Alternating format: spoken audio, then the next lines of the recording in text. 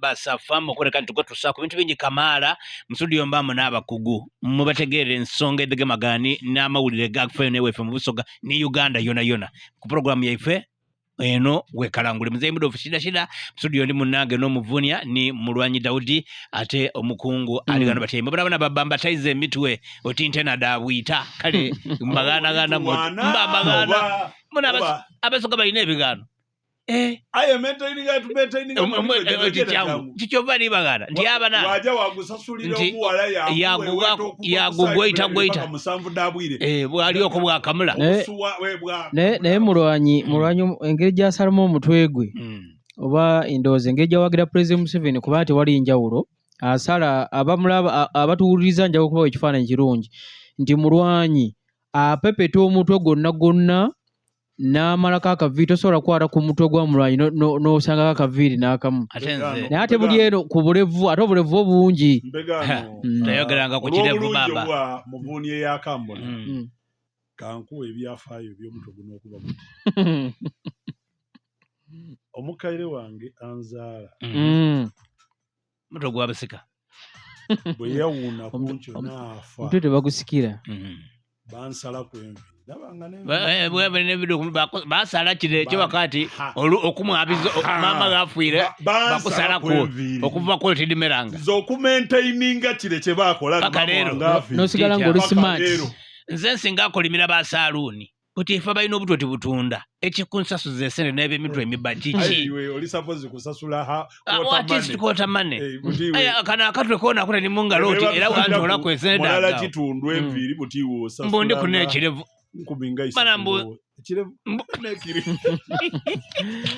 kale twongera okubabuuzaako kawungezi k'olunaku olwaleero akaseera nga kano bulozi wera mwenda kitundu tuba tuyingidde okusobola okutuusaako ensonga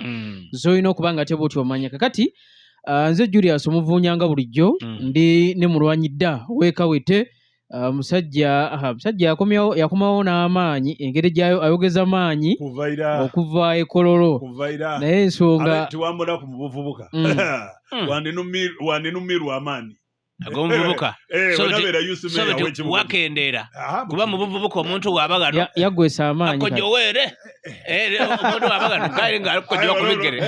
waidanga ona akaina so ngamala yabona akaina aye butisaga zino abona bwakubanda mubande kakati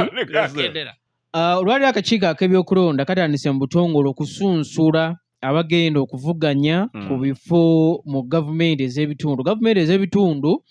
abasinga tebakitegera bulungi beebo basente ba disitulikiti okuuka wansi ku bakansala era olwaleero basente ba disitulikiti batandise okuwandisibwa ne bakansala bagenda okukiika obutereevu nga akiikirira eggombolola ku disitulikiti then okuddamu okuwandisa kujja kubeerawo Kwosankya ku Lwokutaano then era bawandiise then webana bamaliriza bagenda kudda ku bakansala bano bamuvuunya nti nkiika mu muluka gw'ebuvuunya ku kitebe ky'eggombo Najjembe bawandise ne basentebe ab'amagombolola mu mbeera efaanaganako bwetyo so leero mu butongole akakiiko katandise era waliwo abamu bangi abeewandisizza wano mu kibuga eky'Ejjinja ndabyeko meeya gwe bamye kaadi Saruyo Houghton Kasoro bamwe myakadi nga yeewandisizza ab'NUP bamumye bamukuba akafuni ekiri mu NUP okidi so ab'NUP bamumye abantu balikulira obwede ku Sauda Madada alikulira eri ogwe beta Bobby Giant abagala we mafubire wa basule bamweta Calvin ebintu tibyangu ndi Kasoro musobola kuba ngo bayira asikali ku mulyango no ku NBS kaya ko ndi kwenda muzindalo ebintu byakutega bali bana tuba kwenda ere obwasikali tiba musasula sente mbega nano ya wabitira ati awo bali kwenda material so Kasoro amaze okuwandiisa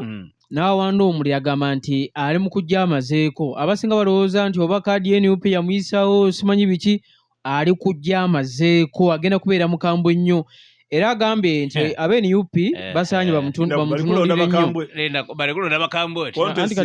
nti obuwagizi buli bwe yalina abasinga mu mulowooza mu bulwali bwa kaadi naye abantu bamwagala ng'omuntu so ali kujja kusaba twogera amazima tuba ku radio kuno tukobera abantu empudiro omuyaga ogwaliwo ogwo gwamuyambako niba ino okumutunda era gwamukolera sebo saaga dino era nga odi nze ndi mulaguzi nze n'amagembe nsobola okusindikira embere yakukuba otyo saaga dino akalu kano katujjamu otewunyanga ekigo kimuwuniire ekyo ikiriza luba yakibonayira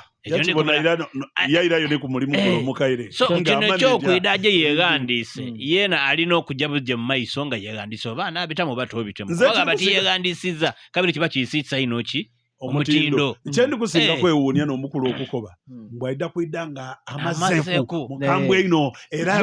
gy'obakoba kulule bwe yali ayidde abantu yabakoba ki nze nabona ku interview mudofu nga balibuuza mwami Kasolo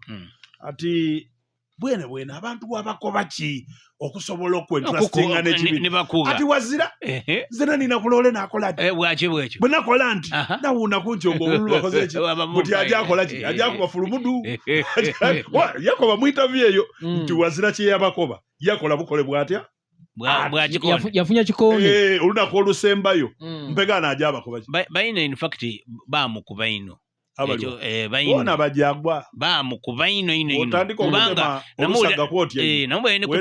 ng'akoba ati abakulu mu NUP tebaamuwaaku mu kisa ng'omuntu nti oba anasinkanani nga buli gwe yeekubako tamwega oba oli kubona baamuvunza ino Kasolo bambi Kasolo abantu abasinga bawangaala nabo babaire awangaala nabo mu bintu bino ng'abawulaku okutegeera so abantu kasaba kwanza n'okuba nga toli mwevi naye ng'otegeera okuwula kuba ino entegeera eri waiguluku so balebo babona nga toli kutegeerera mu circles daiwe kiba kyangu ino okusosola so Kasolo ategeera okusinga bale baine baba nga tebadibetingira ku level ndala nekyamuleetera obuzibu ate baali basuubira nti nga bwagangwira obwameeya bona balina okuba mu office kubana bona ku interview ni akati abanange bayidanga nga ekifo kyokola emirimu bende bigere bate ku meza bende bakola bati bagere kutegera receiving ne bona kuku so ebisere bisinga nti singa bukeere ncho muvune bakubo bwa manager bwa station kabitira kukumanirira ku level yobayire kwenu geto bayire kwenu bwe kabiri nkuta mukategule yindi ino ndako kwa abantu wano ku radio akoba ndi Kasolo oyo gwe mubona saawe eno meya wa Kivu yes yava mu mbeera ddire detubayire mweno ogera ku bantu buti yasazeera mu kisaawe ekyaboogerebwaku kuba buti ife eno yetuli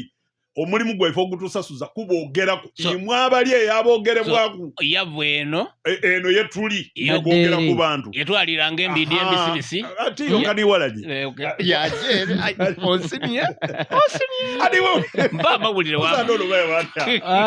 waliwo abamu ku baana b'ekibiina ky'NUP abagambye nti kati bano be bamye kaadi abagambye nti baagala babeerewo okunoonyereza ku buli bw'enguzi obuli mu kibiina eky'NUP baga nti bangi babasabye ssente okubawa kaadi naye abatazirina ate nga be b'amaanyi abasobola okuwanguza ekibiina kaadi bazibamye kati bo baga nti baagala atirisi wabeerewo okunoonyereza okw'enjawulo ennyo kubanga okusaba ssente kuyitiridde okusinziira kwabo be bamye kaadi kyesimanyi oba kituufu ani asaba ssente gwe batali kwogera baliko bati bali basaba ssente ayi tibogera kubanga ole Nalukoola yena Yakoba yali specific Yakoba muganda w'omukulu chairman Nyanzi yamusaba obukayire bw'essente miliyoni 3 dali 3 miliyoni 3 era sebo yamala kutuuka memale bamuwa kaadi bamukozesa ebiraganula kyokka bonna bwe bava mu kooti tayirangayo kwogera alina okusonda akasente alina okasondera musirifu tasobola nakwogera tufuna esente mulwanya edungu kwenda kaadi yena mutukubbe miliyoni 4 ali kati NRM engeri gye bagitundamu kabeera kamyufu kakufana kuwona omwogezi w'NRM ali kukobera kati bano bamulwanya engeri gye batundamu kaadi yaabwe yanjawulo nnyo obwameeyo obwedira buli ku baani ne baani ate okuwangula n'omwise mu ebyamisi kiganira oyo omutegeera aye abeesimbyewo nabona ku kankubale